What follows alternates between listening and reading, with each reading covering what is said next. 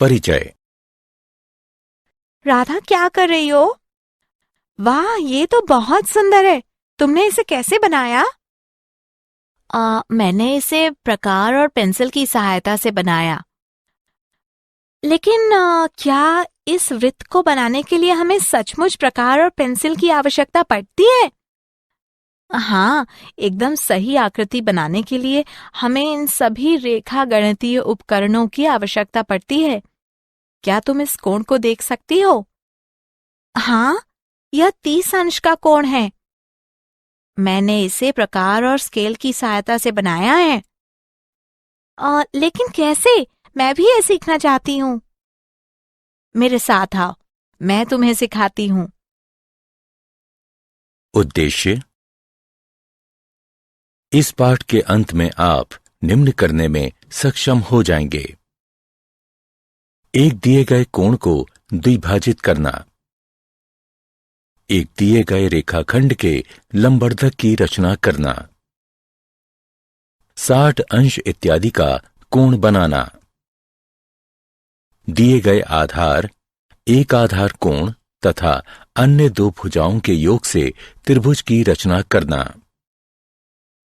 दिए गए परिमाप और दो आधार कोणों की सहायता से त्रिभुज की रचना करना, एक त्रिभुज की रचना करना जिसमें परिमाप और दो आधार कोण दिए हों।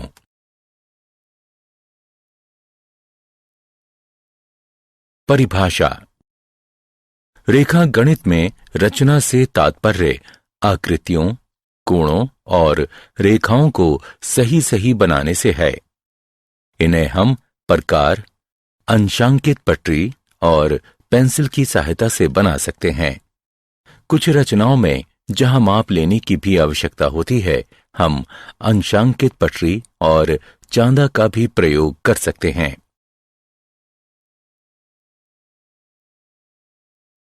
एक दिए गए कोण का समद्विभाजक। मित्रों, हम वृत्त, एक दिए गए रेखाखंड का लंबार्धक और 30 अंश और 45 अंश के कोण बनाना जानते हैं। अब हम एक दिए गए कोण का समद्विभाजक बनाना सीखेंगे। माना कि कोई कोण ABC है। अब हमें इस कोण का समद्विभाजक बनाना है।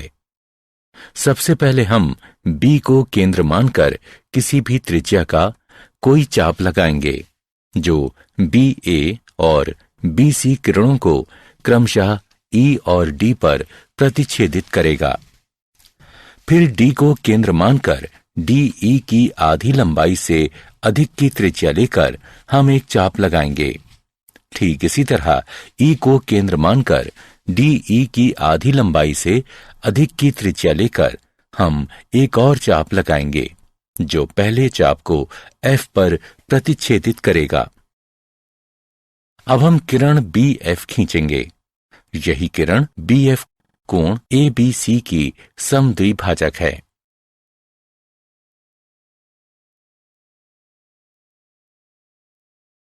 हम कैसे कह सकते हैं कि BF एक कोण समद्विभाजक है? चलिए इसे सिद्ध करते हैं। DF और EF को मिला दीजिए। अब त्रिभुजों BEF और BDF में BE बराबर BD, क्योंकि ये एक ही चाप की त्रिज्या हैं। EF बराबर DF, क्योंकि ये भी बराबर त्रिज्या की चाप हैं। BF बराबर BF, जो कि दोनों में है।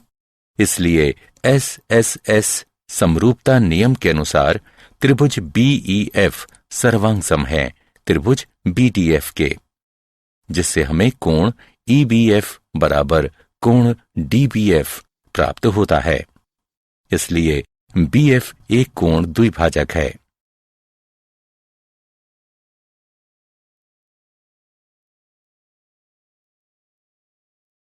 दिए गए रेखाखंड का लंबार्धक। अब हम एक दिए गए रेखाखंड के लंबार्धक की रचना करना सीखेंगे। एक रेखाखंड AB है। हम इसके लंबार्धक की रचना करना चाहते हैं। रचना के चरण। सबसे पहले ए को केंद्र मानकर ए बी की लंबाई के आधे से अधिक की त्रिज्या लेकर रेखाखंड ए बी के दोनों ओर एक एक चाप लगाइए। ठीक इसी तरह बी को केंद्र मानकर उसी त्रिज्या के एक एक चाप रेखाखंड ए बी के दोनों ओर लगाइए, जो पहले वाले दोनों चाप को क्रमशः P और Q पर प्रतिच्छेदित करेगा। अब PQ को मिला दें। PQ AB को M बिंदु पर प्रतिच्छेदित करेगी। यही रेखा PMQ रेखाखंड AB की अभीष्ट लंबार्धक है। चलिए सिद्ध करते हैं कि PMQ रेखाखंड AB का लंबार्धक है। A और B को P तथा Q से मिलाकर AP, AQ, BP और BQ बनाइए। अब PAQ और PBQ त्रिभुजों में AP बराबर BP, क्योंकि ये बराबर त्रिज्या की चाप हैं। AQ बराबर BQ, क्योंकि ये भी बराबर त्रिज्या की चाप हैं। PQ बराबर PQ, ये दोनों में हैं। इसलिए SAS समरूपता नियम के अनुसार त्रिभुज PAQ सर्वांगसम है त्रिभुज PBQ के। इसलिए CPCT द्वारा कोण APM बराबर है कोण BPM के। अब त्रिभुजों PMA और PMB में AP बराबर BP बराबर त्रिज्या की चाप, PM बराबर PM, ये दोनों में हैं। कोण APM बराबर कोण BPM जैसा कि ऊपर सिद्ध हो चुका है। इसलिए SAS समरूपता नियम के अनुसार त्रिभुज PMA सर्वांगसम है त्रिभुज PMB के। इसलिए AM बराबर BM और कोण PMA बराबर कोण PMB CPCT के द्वारा। रैखिक युग्म अभिगृहित का प्रयोग करते हुए कोण PMA जमा कोण PMB बराबर 180 डिग्री, अथवा हम इसे ऐसे भी लिख सकते हैं कोण PMA बराबर कोण PMB बराबर 90 डिग्री। इसलिए PM जो PMQ है रेखाखंड AB का लंबार्धक है। 60 अंश का कोण। हम 30 अंश और 45 अंश के कोणों की रचना करना जानते हैं। अब हम किसी दी गई किरण के प्रारंभिक बिंदु पर 60 अंश के कोण की रचना करना सीखेंगे। एक किरण AB है जिसका प्रारंभिक बिंदु A है। हम एक ऐसी किरण AC की रचना करना चाहते हैं जिससे कोण CAB बराबर 60 अंश हो। रचना के चरण।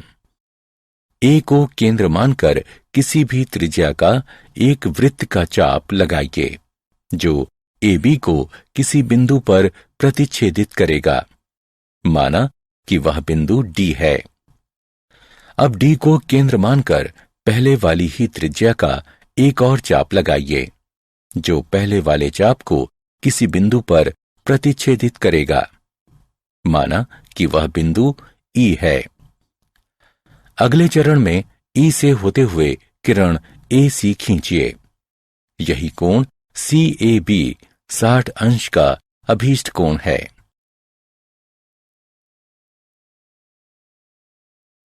अब चलिए देखते हैं हम इस विधि से किस प्रकार 60 अंश का अभीष्ट कोण प्राप्त करते हैं। DE को मिला दीजिए। तब रचना के अनुसार AE बराबर AD बराबर DE है। इसलिए त्रिभुज EAD एक समबाहु त्रिभुज है।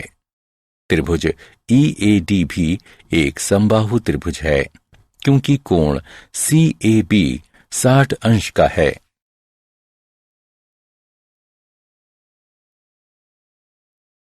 एक त्रिभुज की रचना। दिए गए आधार, एक आधार कोण तथा अन्य दो भुजाओं के योग की सहायता से त्रिभुज की रचना करना। ABC कोई त्रिभुज है। BC जिसमें आधार B एक आधार कोण और AB जमा AC त्रिभुज ABC की अन्य दो भुजाओं का योग है। हमें त्रिभुज ABC की रचना करनी है। रचना के चरण। 1.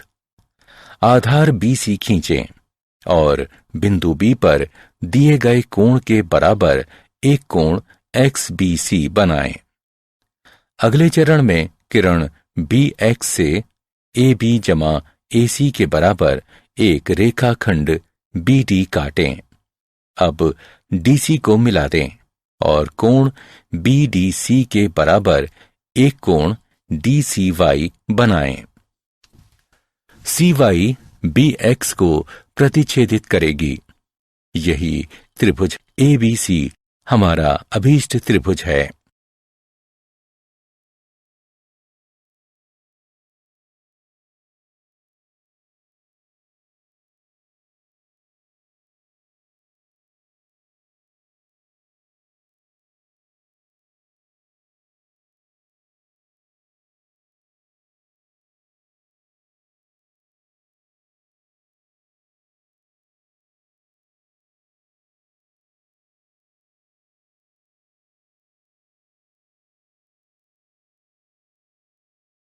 आइए देखते हैं कि ABC किस प्रकार एक त्रिभुज है। ACD त्रिभुज में कोण ACD बराबर कोण ADC रचना के अनुसार, इसलिए AC बराबर AD, तब AB बराबर BD घटा AD बराबर BD घटा AC या AB जमा AC बराबर BD। हम जानते हैं कि त्रिभुज की दो भुजाओं का योग तीसरी भुजा से अधिक होता है, इसलिए ABC एक त्रिभुज है।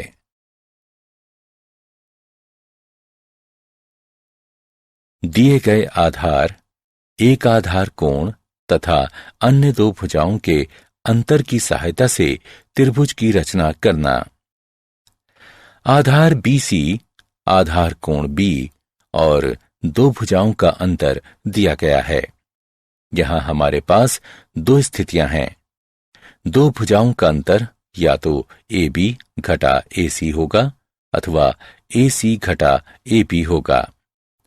हमें त्रिभुज ABC बनाना है। चलिए सबसे पहले पहली स्थिति का प्रयोग करते हुए त्रिभुज बनाते हैं, जब AB बड़ा है AC से और AB घटा AC दिया हुआ है। रचना के चरण। सबसे पहले आधार BC खींचें और बिंदु B पर दिए गए कोण के बराबर एक कोण XBC बनाएं। अब किरण BX से AB घटा AC के बराबर एक रेखाखंड BD काटें। अगले चरण में DC को मिला दें और DC का लंबार्धक PQ खींचें। इसे BX को एक बिंदु A पर प्रतिच्छेदित करने दें। AC को मिला दें। यही ABC हमारा अभीष्ट त्रिभुज है। चलिए अब दूसरी स्थिति का प्रयोग करते हुए त्रिभुज बनाते हैं, जिसमें AB छोटा है AC और AC घटा AB जो दिया गया है। रचना के चरण। सबसे पहले आधार BC खींचें और बिंदु B पर दिए गए कोण के बराबर एक कोण XBC बनाएं। अब किरण BX से AC घटा AB के बराबर एक रेखाखंड BD काटें। अगले चरण में DC को मिला दें और DC का लंबार्धक PQ खींचें। PQ को BX को एक बिंदु A पर प्रतिच्छेदित करने दें। AC को मिला दें। यही ABC हमारा अभीष्ट त्रिभुज है। चलिए दिए गए परिमाप और दो आधार कोणों की सहायता से एक त्रिभुज की रचना करें।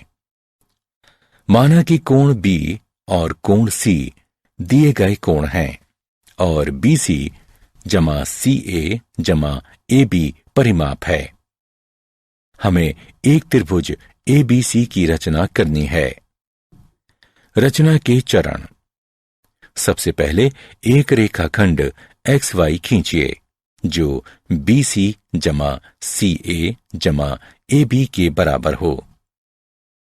अब कोण LXY और MYX की रचना कीजिए। अब कोण LXY और कोण MYX को समद्विभाजित कीजिए। ये समद्विभाजक एक दूसरे को बिंदु A पर प्रतिच्छेदित करेंगे। अगला चरण AX और AY के लंबवर्धकों PQ और RS की रचना करेंगे। PQ XY को B पर तथा RX XY को C पर प्रतिच्छेदित करेगा। यही ABC अभीष्ट त्रिभुज है। उदाहरण। चलिए एक उदाहरण को देखते हैं जिसमें हम एक ऐसे त्रिभुज ABC की रचना करेंगे जिसमें कोण B बराबर 60 अंश, कोण C बराबर 30 अंश और AB जमा BC जमा CA बराबर 15 सेंटीमीटर है। रचना के चरण।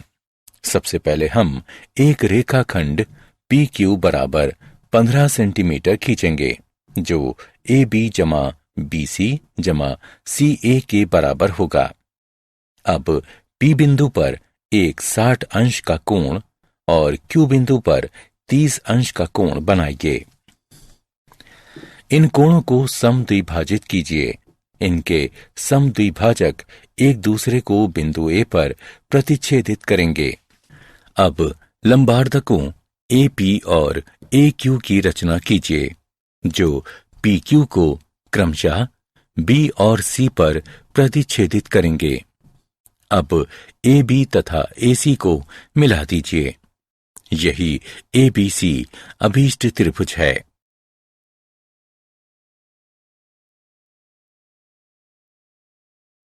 क्या आप जानते हैं जियोमेट्री शब्द ग्रीक शब्द जियो जिसका तात्पर्य है पृथ्वी तथा मैट्रिया जिसका तात्पर्य है मापना से बना है।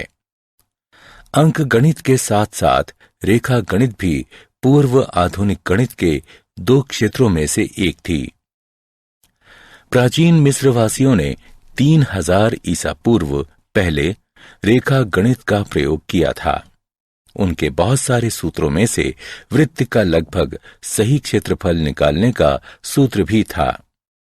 अपने अद्भुत रेखा गणितीय कार्यों के कारण रेखा गणित का पिता प्रायः 300 ईसा पूर्व के मिस्र के यूक्लिड नाम के गणितज्ञ को कहा जाता है। उसके किए गए कार्यों में इतने प्रभावी तत्व थे जो 20वीं शताब्दी के आरंभ तक उन गणित की किताबों में रहे जिनका प्रयोग पढ़ाने के लिए किया जाता था। यदि AB जमा AC BC से कम या बराबर है तो किसी भी त्रिभुज की रचना संभव नहीं है।